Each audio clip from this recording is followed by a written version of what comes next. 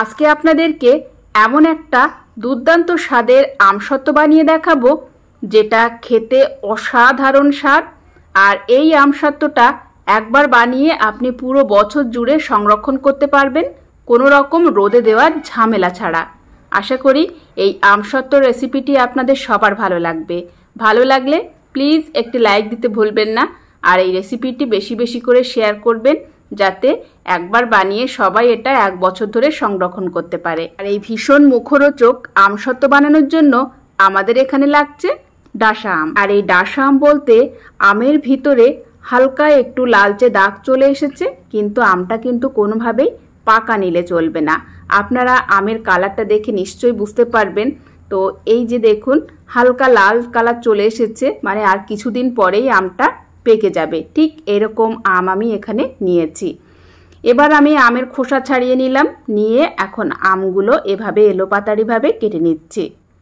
এই ধরনের ডাসা আম দিয়ে একবার আমসত্ত্ব বানিয়ে দেখবেন, এই আমসত্ত্বের স্বাদ আপনি জীবনেও ভুলতে পারবেন না, এতটাই টেস্টি লাগে। তো এখানে আমগুলো আমি কেটে নিয়েছি, আর আমি এখানে প্রায় 1 কেজির মতো আম নিয়েছি। এখন এই আমগুলোকে আমি সিদ্ধ করে নেব।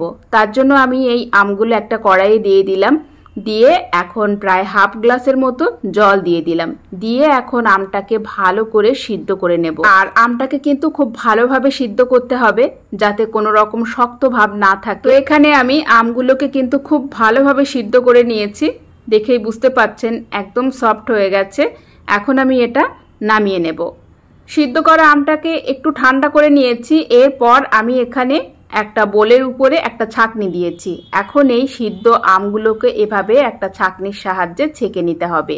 অবশ্যই ছেঁকে নেবেন, তাহলে এই আমগুলো যখন আমসত্ত্ব হবে তখন দেখতে দারুণ হবে, একদম স্বচ্ছ কাচের মতো দেখতে হবে। তাই অবশ্যই আমগুলোকে এভাবে ছেঁকে নেবেন। তো এখানে আমি সুন্দর করে আমটাকে ছেঁকে নিলাম। এবার আমি একটা প্যানে দিয়ে দিচ্ছি প্রায় 1.5 কাপ পরিমাণ চিনি। আর এই চিনিটাকে আমি ক্যারামেল বানিয়ে নেব। এই ক্যারামেল বানিয়ে যদি আপনি আমসত্ত্ব বানান, সেই আমসত্ত্বের কালারটাও দুর্দান্ত আসে আর খেতে দারুণ টেস্টি হয়। অসাধারণ একটা ফ্লেভার থাকে এই আমসত্ত্বের। তাই অবশ্যই এই চিনিটাকে ক্যারামেল বানিয়ে নেবেন। কিছুক্ষণ জাল করে নেওয়ার পর চিনিটা গলে গেছে আর সুন্দর একটা কালার চলে এসেছে। আর এই চিনিটা যখন ক্যারামেল করবেন অবশ্যই লো টু মিডিয়ামে রেখে করবেন, তা না হলে কিন্তু চিনিটা পুড়ে যাবে আর খেতে তিতো হয়ে যাবে। এই পর্যায়ে আমি 1 টুকরো দারুচিনি দিলাম সুন্দর একটা গন্ধের জন্য। এবার আমি সেই ছেঁকে নেওয়া আমের পাল্পটা দিয়ে দিলাম, দিয়ে এখন লো টু মিডিয়ামে রেখে আমটাকে খুব ভালোভাবে নাড়াচাড়া করে চিনির ক্যারামেলের সাথে মিশিয়ে নিতে হবে। মোটামুটি 4 থেকে 5 মিনিট ধরে এভাবে অনবরত নাড়াচাড়া করে আমটাকে জাল করে নিলে বেশ ঘন একটা ভাব চলে আসবে, আর আমটা অনেকটা স্বচ্ছ ভাবও চলে আসবে। দেখেই বুঝতে পাচ্ছেন আমটা কিন্তু অনেকটাই ঘন হয়ে এসেছে।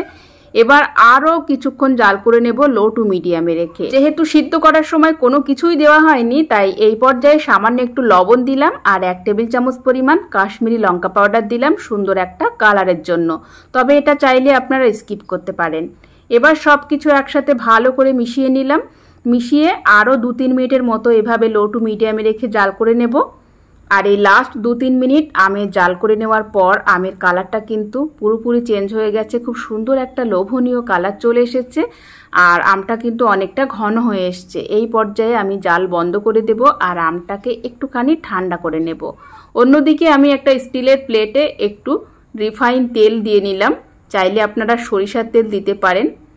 দিয়ে এখন প্লেটটাকে সুন্দর করে মাখিয়ে নিলাম। আর এই গরম থাকতে থাকতে আমটাকে দ্রুত প্লেটে দিয়ে দিতে হবে, দিয়ে প্লেটটাকে একটু ড্যাব ড্যাব করে নিতে হবে যাতে ভিতরে কোনো হাওয়া না থাকে। আমটা প্লেটে ঢেলে দেওয়ার সাথে সাথে আমি একটা স্পুনের সাহায্যে প্লেটের চারপাশে আমটাকে সমানভাবে ছড়িয়ে দিচ্ছি যাতে উপরটাও দেখতে সুন্দর হয়।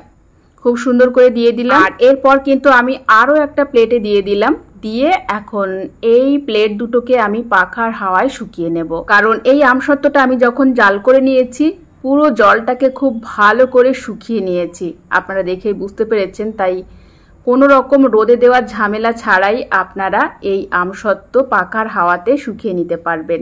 মোটামুটি 2 দিন ধরে আমি পাখার হাওয়ায় প্লেট দুটোকে শুকিয়ে নিয়েছি, আর তাতেই কিন্তু আমাদের আমসত্ত্ব অলমোস্ট রেডি। আর যদি আপনাদের রোদে দেওয়ার সুযোগ থাকে সেক্ষেত্রে আপনারা রোদে দিতে পারেন। মোটামুটি 1-1.5 ঘন্টা রোদে রেখে দিলেই আমসত্ত্বটা আপনারা রেডি করে নিতে পারবেন, আর পাখার হাওয়াতে দিলে একটু সময় লাগবে। যাই হোক, আমসত্ত্ব রেডি। এখন এই আমসত্ত্বটাকে আপনি আপনার পছন্দ মতো শেপে কেটে সারা বছর ধরে সংরক্ষণ করতে পারেন। আর এই আমসত্ত্বর কালার এবং থিকনেসটা দেখে নিশ্চয়ই বুঝতে পাচ্ছেন এই আমসত্ত্বটা কতটা পারফেক্ট হয়েছে। আমরা দোকান থেকে চড়া দামে যে আমসত্ত্বগুলো কিনে আনি সেই আমসত্ত্বগুলো চেয়ে কিন্তু এই আমসত্ত্ব অনেক গুণ বেশি সুস্বাদু আর অনেকটা স্বাস্থ্যকর বটে। তো আশা করি আপনারা এই সহজ পদ্ধতিতে আমসত্ত্ব বানিয়ে সারা বছর জুড়ে সংরক্ষণ করতে পারবেন। এখনো কিন্তু অনেক গাছেই ডাসা আম আছে, তাই দেরি না করে এই আমসত্ত্বটা ঝটপট বানিয়ে ফেলুন আর সারা বছর জুড়ে এনজয় করুন।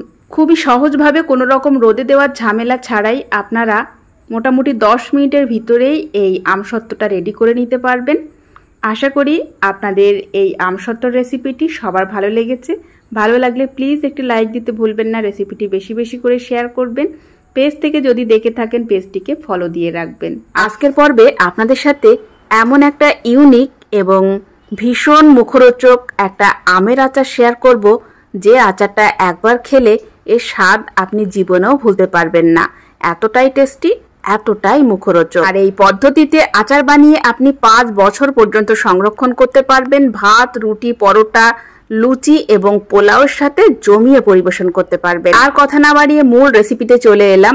স্কিপ না করে পুরো আচার বানানোর পদ্ধতিটা দেখতে থাকুন। আচার বানানোর জন্য আমি এখানে একেবারে কাঁচা আম নিয়েছি। আমগুলোকে খুব ভালো করে ধুয়ে জল শুকিয়ে নিয়েছি। এখন খোসা সহ আমগুলোকে আমি কেটে নেব। প্রথমে মুখটা কেটে নিলাম, তারপরে এভাবে খোসা সহ পাতলা পাতলা স্লাইস করে কেটে নিচ্ছি। আমি এখানে বটি ব্যবহার করেছি, আপনারা চাইলে চাকু দিয়েও কেটে নিতে পারেন কিংবা গ্রেটারের সাহায্যে এভাবে আপনারা গ্রেট করেও নিতে পারেন। তো এখানে আমি স্লাইস করে নেওয়ার পর এবার আমি আমগুলোকে এভাবে কুচিয়ে নিচ্ছি। এভাবে সুন্দর করে আমের সাইজটা করে নিলে দেখতেও ভালো লাগবে আর আচারটা খেতেও দুর্দান্ত লাগবে। আর এভাবে কুচিয়ে নেওয়াটা একেবারেই সহজ। আপনারা বটিতে, ছুরিতে কিংবা গ্রেটারের সাহায্যে এভাবে কেটে নিতে পারেন।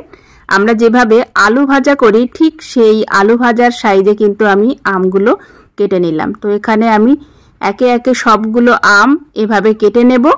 আর এই আমগুলো একই সাইজে কেটে নেওয়ার জন্য দেখতেও কিন্তু দুর্দান্ত হয়েছে।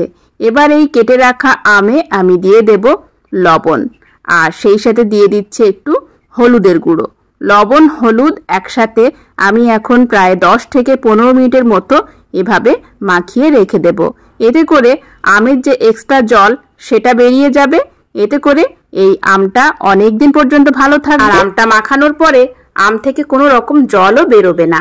আমি এখানে 15 মিনিট রাখার পরে দেখুন আম থেকে অনেকটা জল বেরিয়ে এসছে। এখন এই জলটাকে ভালো করে ছেঁকে ফেলে দেব। অন্যদিকে এই আচারের জন্য একটা দুর্দান্ত মশলা বানিয়ে নিচ্ছি। দিয়ে দিলাম 7-8টার মতো শুকনো লঙ্কা, 2 টেবিল চামচ পরিমাণ গোটা জিরে, 2 টেবিল চামচ পরিমাণ কালো সরিষা, 2 টেবিল চামচ পরিমাণ পাঁচফোড়ন, আর 1 টেবিল চামচ পরিমাণ গোলমরিচ, আর 1 টেবিল চামচ পরিমাণ গোটা ধনে দিয়ে এখন হালকা আঁচে আমি এই মশলাটাকে ভেজে নেব যতক্ষণ না মশলার একটা ভাজা গন্ধ বেরিয়ে আসে। এরপর ঠান্ডা করে মশলাটাকে আমি গুঁড়ো করে নেব।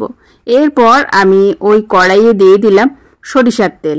আমি এখানে 3 কাপ পরিমাণ সরিষার তেল দিয়ে দিলাম, 2টো শুকনো লঙ্কা দিয়ে দিলাম, আর দিয়ে দিচ্ছি 1 টেবিল চামচ পরিমাণ মেথি আর 1 টেবিল চামচ পরিমাণ কালো জিরে দিয়ে এখন তেলটাকে ভালো করে ফুটিয়ে নেব। এবার আমি এখানে 1 কাপ পরিমাণ কাঁচা লঙ্কা দিলাম, লঙ্কাটাকে একটু ফাটিয়ে দিয়েছি, আর 1 কাপ পরিমাণ রসুন বাটা দিয়ে দিলাম।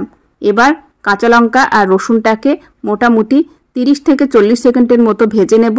আর এই পর্যায়ে 2 টেবিল চামচ পরিমাণ চিনি অ্যাড করে দিলাম, দিয়ে দিলাম একটু হলুদের গুঁড়ো, কাশ্মীরি লঙ্কা পাউডার, এটা কালারের জন্য দিয়ে দিলাম, দিয়ে ভালো করে মিশিয়ে কিছুক্ষণের জন্য এটা নাড়াচাড়া করে জাল করে নেব। মোটামুটি গ্যাসের ফ্লেম লোতে রেখে আমি তেলে এই মশলাগুলো দিয়ে 1 মিনিটের মতো জাল করে নিয়েছি। এরপর এটা নামিয়ে ঠান্ডা করে নিতে হবে। মশলাটা খুব বেশি ভাজলে কিন্তু আচারের টেস্টটা ভালো আসবে না। অন্যদিকে কুচিয়ে রাখা আমে যে লবণ হলুদ মাখিয়ে রেখেছিলাম তার থেকে কিন্তু এক্সট্রা অনেকটা জল বেরিয়েছে।